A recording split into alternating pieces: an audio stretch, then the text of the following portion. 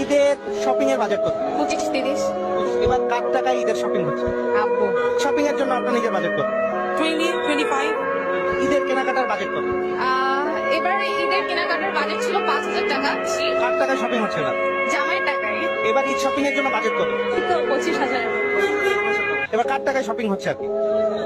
যে ভাইয়া দিছে, আপু দিয়েছে, তেমন না 10,000। অলরেডি আমার শপিং হয়ে গেছে।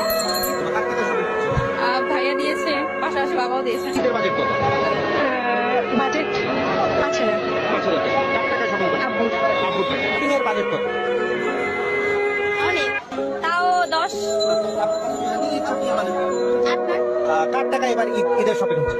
আব্বু।